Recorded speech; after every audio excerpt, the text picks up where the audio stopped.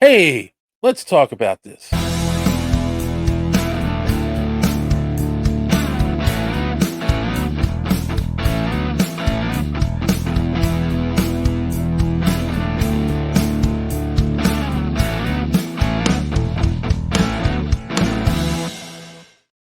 Hey, welcome back to Superhero Speak. I am your host, Dave, and I want to talk about this week X Men 97, Deadpool Wolverine, and how everything ties together in the MCU. So, let me start off by saying there will be spoilers for X Men 97. If you have not watched the final episode yet, you might want to come back after and watch this. Number two, this is not a breakdown of X Men 97 or the season. That will be on the live show this Sunday. So make sure you catch that if you want to hear my thoughts and the rest of the crew's thoughts on X Men 97, the whole season, and um, where we think it might be going, the cartoon itself. So, what am I talking about? There has been so much talk on the internet, on the nerd sphere, as you were, about this. The X Men 97 is going to be part of the MCU, or the characters from X Men 97 are the ones that are going to be sucked into the MCU in whatever is going to happen in the Secret Wars event. And we were going to get, Battle World, everything will get sucked in, and then we'll have one continuity after that. It's happened in the comics, so they believe that's what's going to happen here, and that somehow the theory that was going for a long time, not Deadpool, Wolverine in X Men 97 is the same Wolverine that's going to be in Deadpool Wolverine. Something happens to his Earth. There's a cataclysm. He's the last one left, and that's who Deadpool recruits. Made sense. I didn't believe it from jump. I really didn't. But a lot of people were very adamant about, like, this is my theory and this is what's going to happen. And I also love when people come up with these crazy theories that they never go back and go, oh, you know what? I was wrong. I shouldn't have said that. But regardless, so the thought makes sense, right? But the problem is this. First off, animation takes way longer to plan and put together than live action movies. Everyone knows that uh, Marvel has a tendency to have just a spec script, an outline of what they want to do, what scenes they want. They go in, they start filming, and they edit as they go along to produce the movies faster. That's what they've been doing for a little while. It hasn't worked in a lot of cases, and we can talk about that at a later time. But but that would mean that that had to have been a plan for years, not a plan within the last year. Like, that had to have been planned out.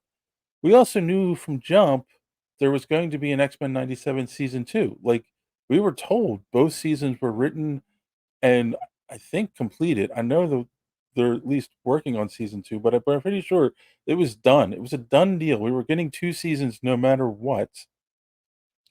So the story that DeMayo came up with was at least 2 seasons long, and this season ends on a cliffhanger. So these are the spoilers for X-Men 97, but the season basically ends with half of the X-Men in the far past and half of the X-Men in the far future. At least the X-Men from the series. And then there's a couple that are missing in action or AWOL and that are in the present time. Well, in the 90s. That's the other thing I want to point out is that X-Men 97, obviously the title tells you, it takes place in 1997, like 30, 25, 30 years ago from today. So, you know, that would mean if we're in the same about the same time frame, then the Wolverine, it's the future from that cartoon. And it doesn't make a lot of sense. It doesn't. It's too complicated, it's too convoluted, and it's one of the things that has gotten Marvel in some of the trouble that they're in now with storytelling. So, does it make sense? Like, am I wrong? Am I crazy in saying there's no way that that's possible? Let me know in the comments down below. But you end on a cliffhanger, you have a plan for a season 2. throwing that into Deadpool Wolverine makes no sense. I do believe that the Wolverine in Deadpool Wolverine is a completely different Wolverine than we're used to. It is a multiverse story, and I think they did that so they could not hurt the continuity of the original X-Men, especially the Wolverine parts. They said they weren't going to touch Logan, so making it an alternate Wolverine from another universe makes sure that you don't hurt Logan. So I think that's an important factor to keep in mind, that they wanted to do that. I know that in the Marvel's post-credit scene, we got Beast and a CGI Beast voiced by Kelsey Grammer in the lab coat, which is very much the look of the X-Men '97 cartoon, and that's one of the things I believe sparked these rumors. But if you're going to go as far as doing a CGI Beast that looks like the one from the cartoon, I think you go and you use the voice of the same actor that does the voice of Beast in the cartoon. If you want to say this is the same Beast, like that would be the definitive thing. That would make everyone who's a fan of the cartoon go, "Oh, I believe the reason that they did that cameo the way they did it at the end of the Marvels was to go, hey, don't forget X-Men '97 cartoons coming up,' and to get people excited about it in an offshoot kind of way."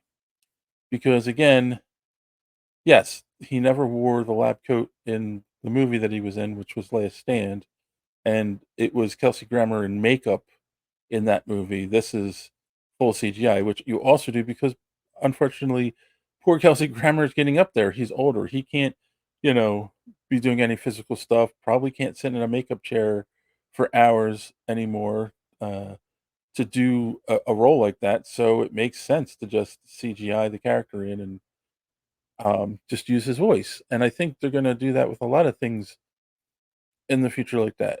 So I, I I don't know what people are thinking.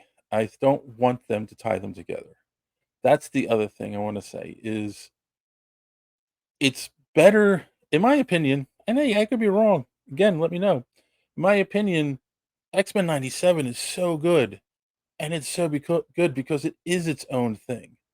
It's completely standalone from the MCU, so they can do whatever they want and not worry about affecting continuity of 50 other properties. They can just do an X-Men story that we like.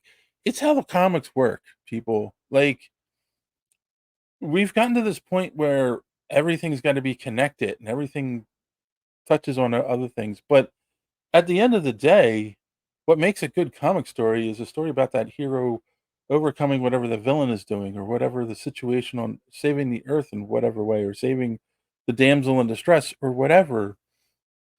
That's what you care about is that conflict, that story, and being worried about, well, how does this tie into the next comic is ridiculous.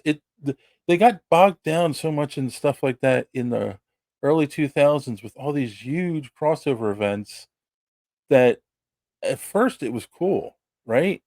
At first you had comics like Civil War where you had the heroes fighting each other, but it became such a big thing that it was tied into all these other comics and you had to read all of them to get the full story, that a lot of diehard comic book fans, myself included, it sucked me back in, and then I jumped right back out.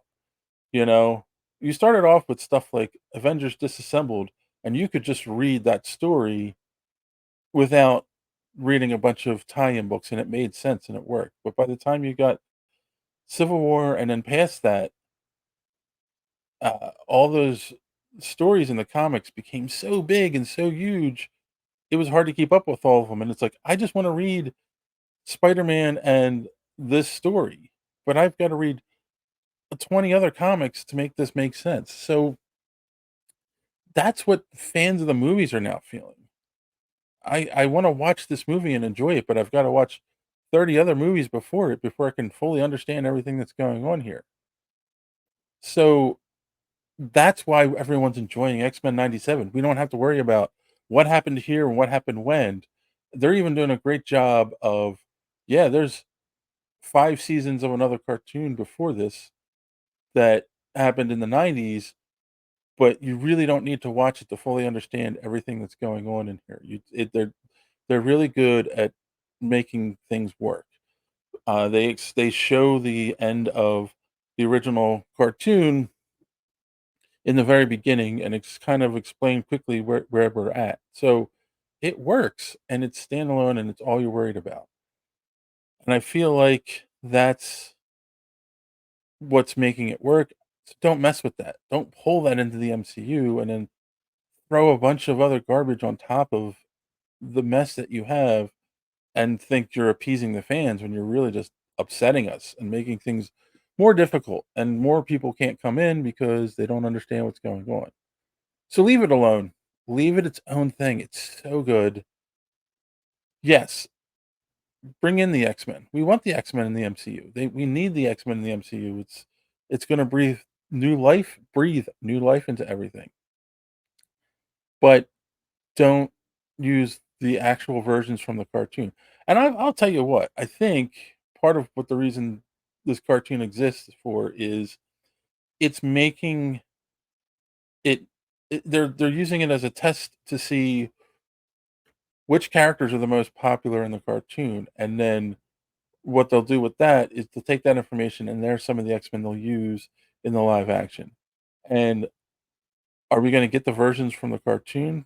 The exact versions? No. Are we gonna get those characters like the ones from the cartoon? Exactly. That's what they're gonna get.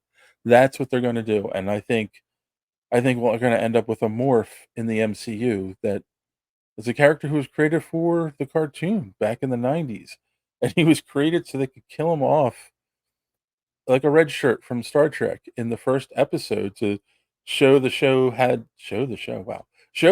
stakes, show that, yes, people can die in this show, but he became a popular character.